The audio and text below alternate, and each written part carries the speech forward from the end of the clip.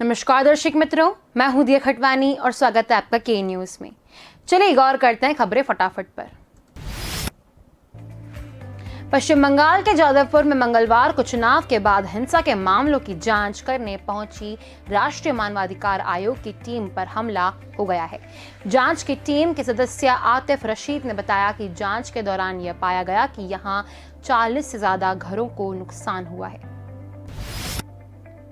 भाजपा नेता शुभेंदु अधिकारी ने कहा कि पश्चिम बंगाल की हालत इतनी गंभीर है कि एनएचआरसी टीम को भी पता चल गया। एनएचआरसी की टीम खुद नहीं आई, केंद्र सरकार ने भी उन्हें नहीं भेजा। वे हाईकोर्ट के निर्देश पर आए हैं।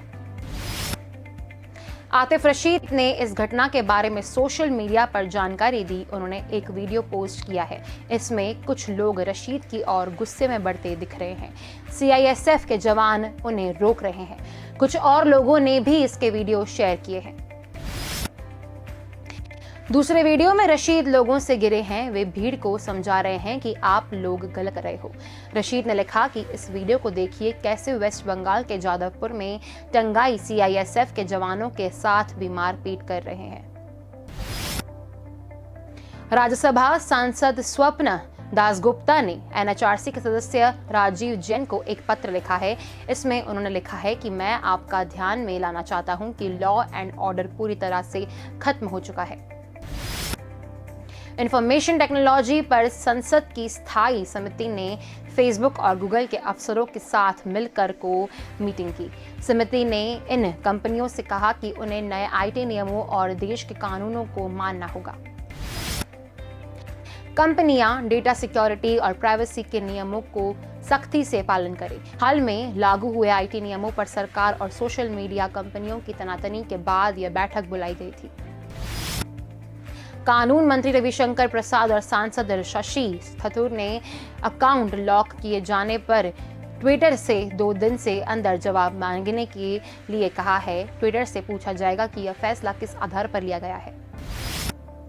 गूगल के अधिकारियों ने कमेटी को बताया कि YouTube ने कम्युनिटी गाइडलाइन का पालन न करने पर जनवरी से मार्च 2021 के दौरान YouTube ने 95 लाख से ज्यादा वीडियो हटाए थे। इनमें से 95% वीडियो की शुरुआत पहचान इंसानी दखल के बगैर मशीनों ने की थी। YouTube ने बताया कि इसी तिमाही के दौरान कम्युनिटी गाइडलाइन का उल्लंघन करने पर 22 लाख से ज्यादा चैनलों को बंद किया गया है। इसी दौरान YouTube ने 1 करोड़ से ज्यादा कमेंट्स हटाए थे। इनमें से ज्यादातर स्पैम थे और इन्हें ऑटोमेटिकल डिटेक्ट किया गया था। पहले फेसबुक के अफसरों ने समिति से कहा कि नए आईटी नियमों के तहत हमने 15 मई से 15 जून के बीच कितने कंटेंट हटाए हैं, इस पर फाइनल रिपोर्ट 15 जुलाई को देंगे। इससे पहले 2 जुलाई को एक अंतरिम रिपोर्ट कमेटी को सौंप दी जाएगी।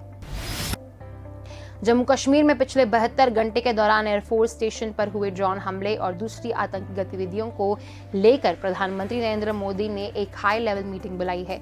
जिस मीटिंग में गृह मंत्री अमित शाह, रक्षा मंत्री राजनाथ सिंह, राष्ट्रीय सुरक्षा सलाहकार अजीत डोभाल मौजूद थे। बैठक से पहले रक्षा मंत्री राजनाथ सिंह को एयरफोर्स चीफ ने भी ब्रीफ किया। सूत्रों के मुताबिक इस बैठक में रक्षा क्षेत्र में भविष्य की चुनौतियों और सुरक्षा बलों को आधुनिक उपकरणों से लैस करने पर भी बातचीत हुई है। 26 जून के मंगलवार तक जम्मू कश्मीर में 3 ड्रोन एक्टिविटी हो चुकी है। जम्मू में सुंजावन मिलिट्री स्टेशन के पास सोमवार देर रात संदिग्ध ड्रोन नजर आया। कुछ मीडिया रिपोर्ट में कहा गया है कि कुंजवानी और कालूचक इलाके में भी ड्रोन दिखा है। हालांकि अभी यह पुष्टि नहीं हो पाई है कि तीनों जगह एक ही ड्रोन दिखा या अलग अलग थे। घटना के बाद सुरक्षा एजेंसियां अलर्ट हो गई है। बीते दिन में यहां तीसरी ड्रोन एक्टिविटी है। इससे पहले शनिवार रात एयरफोर्स स्टेशन पर ड्रोन अटैक हुआ था। दूसरी घटना रविवार को हुई थी। इसमें कालूचक मिलिट्री स्टेशन के पास ड्रोन उड़ते देखे गए थे। 2 दिन पहले शनिवार और रविवार की दरमियानी रात जम्मू एयरफोर्स स्टेशन पर ड्रोन से 2 धमाके किए गए थे। इसमें हमले में एयरफोर्स स्टेशन की छत को नुकसान हुआ था और 2 जवान घायल भी हुए थे।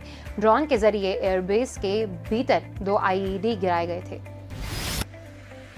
यह अपनी तरह का पहला हमला था। दोनों धमाके शनिवार रात लेड 1:30 से 2 बजे के बीच हुए थे। ब्लास्ट इंडियन एयरक्राफ्ट के करीब ही हुआ था। यह जगह इंटरनेशनल बॉर्डर से 14 किलोमीटर की दूरी पर है। Drug controller general of India ने अमेरिकी कंपनी मॉडर्ना की कोरोना वैक्सीन के भारत में इमरजेंसी इस्तेमाल की मंजूरी दे दी है। सिप्ला कंपनी को इस वैक्सीन के आयात की इजाजत दी गई है। सूत्रों का कहना है कि सिप्ला को देश में 100 लोगों पर ब्रिज ट्रायल की शर्त को पूरा करना होगा। मॉडर्ना पहली बार ऐसी इंटरनेशनल वैक्सीन है जो पूरी तरह तैयार होकर विदेश से आएगी और इसकी डोज लोगों को दी जाएगी। देश को मिलने वाली ये चौथी वैक्सीन है। मॉडर्ना को भारत में पहली इंटरनेशनल वैक्सीन इसलिए कहा जा रहा है क्योंकि यह सीधे इंपोर्ट होगी, देश में इसकी मैन्युफैक्चरिंग नहीं होगी। वहीं कोविशील्ड को देश में सीरम इंस्टीट्यूट बना रहा है, जबकि कोवैक्सीन को भारत बायोटेक और आईसीएमआर मिलकर बना रहे हैं। वहीं रूस की स्पुतनिक वी की मैन्युफैक्चरिंग भारत में डॉक्टर रेड्डीज लैबोरेटरीज करेगी। डॉक्टर रेड्डीज लैबोरेटरीज स्पुतनिक के developer Russian direct investment fund की भारतीय पार्टनर है। मॉडर्ना और फाइजर उन कंपनियों में शामिल है जिन्होंने भारत सरकार से अपील की थी कि वह इमरजेंसी यूज की इजाजत देने के बाद होने वाले लोकल ट्रायल की बाध्यता को खत्म करेंगे, लेकिन सिप्ला को 100 लोगों पर ट्रायल करना होगा। विदेशी वैक्सीन को भारत में अप्रूवल मिलने पर पहले 1500 से 1600 लोगों पर ट्रायल करना होता था, लेकिन 15 अप्रैल को सरकार ने पॉलिसी में बदलाव करके इसी 1000 लोगों तक सीमित कर दिया था। मॉडर्ना ने यह शर्त भी रखी थी कि उन्हें इंडेमिनिटी मिलेगा तो ही वे वैक्सीन भारत भेजेंगे। यह इंडेमिनिटी वैक्सीन कंपनियों को सब तरीके से कानूनी जवाबदेही से मुक्त रखती है। भारतीय क्रिकेट कंट्रोल बोर्ड ने सोमवार को घोषणा कर दी थी कि वह अगले वर्ल्ड T20 का आयोजन भारत की जगह यूएई और ओमान में करने जा रहा है। अब आईसीसी ने भी इसकी पुष्टि कर दी है। अंतर्राष्ट्रीय क्रिकेट की सबसे बड़ी संस्था ने बताया कि टूर्नामेंट की शुरुआत 17 अक्टूबर को होगी। फाइनल मुकाबला 14 नवंबर को खेला जाएगा।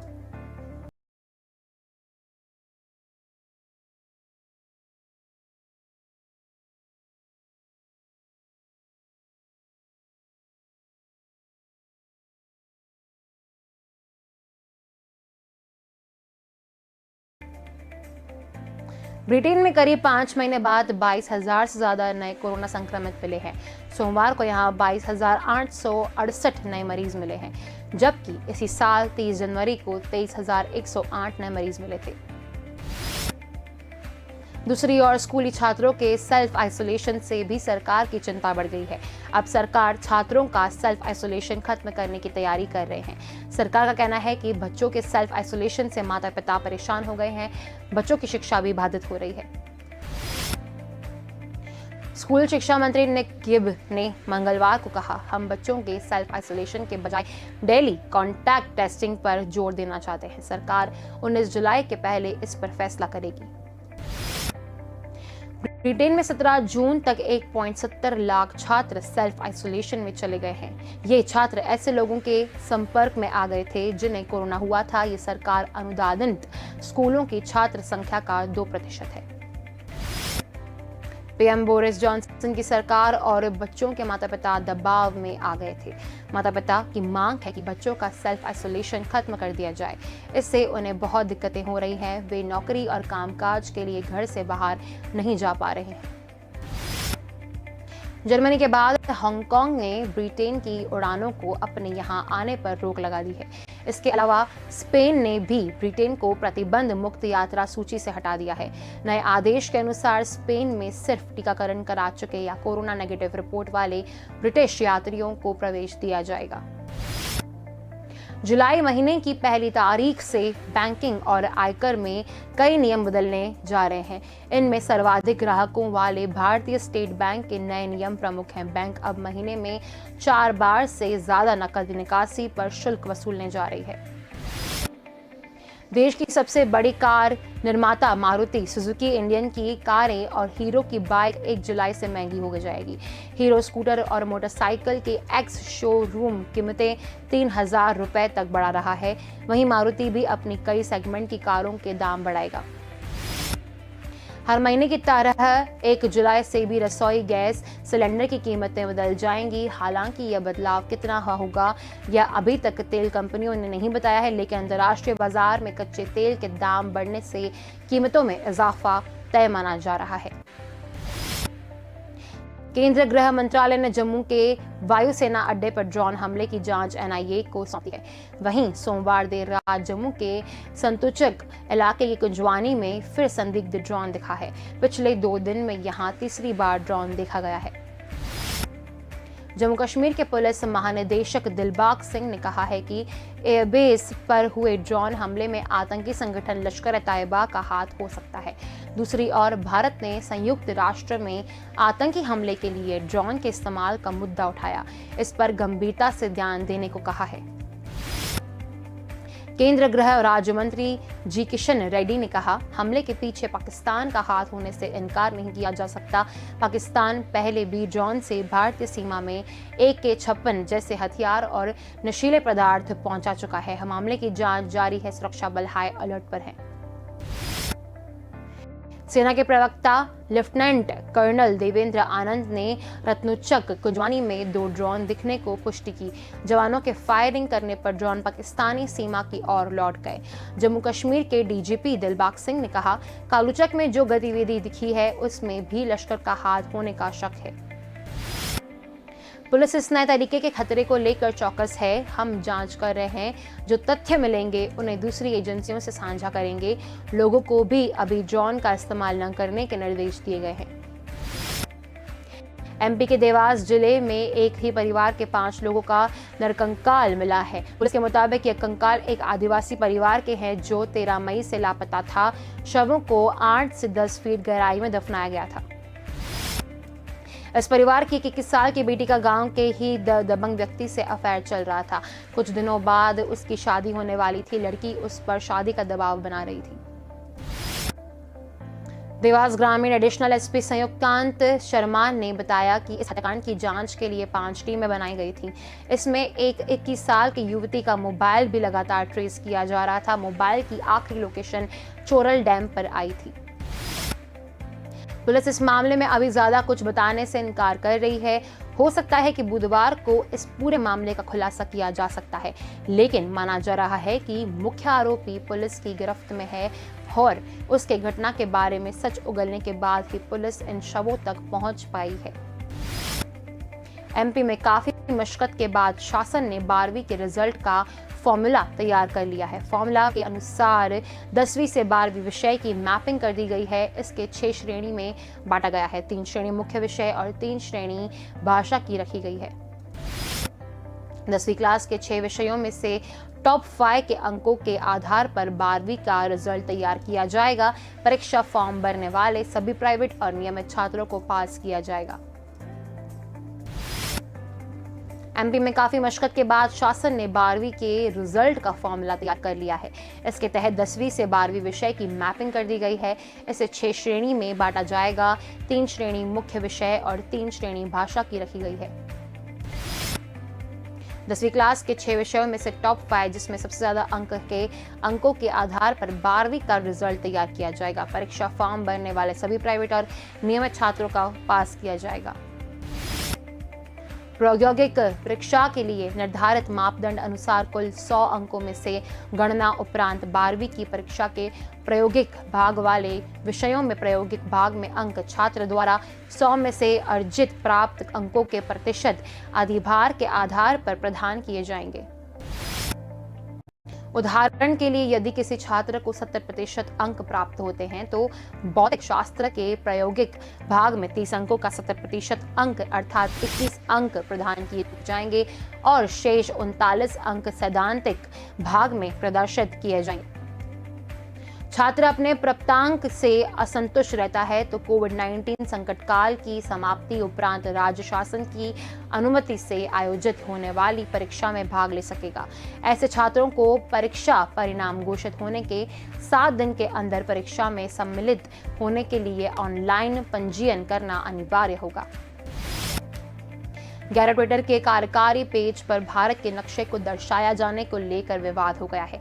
आरोप है कि इसमें भारत के नक्शे को गलत तरीके से दर्शाया गया है। इस संबंध में मध्य प्रदेश साइबर सेल ने एक शिकायत मिलने के बाद ट्विटर इंडिया के MD मनीष माहेश्वरी और अन्य के खिलाफ FIR दर्ज किया है। गृह मंत्री नरोत्तम मिश्रा ने कहा कि ट्विटर के द्वारा लगातार इस तरह से किया जा रहा है। इसको लेकर कई सामाजिक और राजनीतिक लोगों ने मुझे व्हाट्सएप और फोन पर जानकारी दी। बिहार एसटीईटी 2019 के रिजल्ट को लेकर सैकड़ों की संख्या में अभ्यर्थी मंगलवार को सड़कों पर उतर आए। रिजल्ट में धांधली का आरोप लेकर शिक्षा मंत्री विजय कुमार चौधरी के आवास के पास जमकर हंगामा किया। इस बीच मौके पर पुलिस की टीम भी पहुंच गई और मदरसे कर रहे अभ्यर्थी पर पुलिस ने लाठीचार्ज कर दिया। लाठीचार्ज से अभ्यर्थी और भड़क गए और जमकर बवाल काटा। पुलिस ने 2 अभ्यर्थी को गिरफ्तार कर लिया है। मौसम विभाग ने बिहार में 23 जून से 2 जुलाई के बीच भारी से अति भारी वर्षा को लेकर अलर्ट जारी किया है। इसका अधिक प्रभाव उत्तरी बिहार यानी हिमालय की तलहटी से सटे राज्य के जिलों में होगा। बिहार के लगभग हर जिले में बादल छाए हुए हैं। पश्चिमी भागों में से तो घने बादल हैं। सतह से 3 किलोमीटर ऊपर तक पश्चिमी हवा का प्रभाव है। मानसून की रेखा अपने तय स्थान से उत्तर की ओर बढ़ रही है। तो खबरें फटाफट में बस इतना ही। अधिक जानकारी के लिए देखते रहिए के न्यूज़। नमस्कार।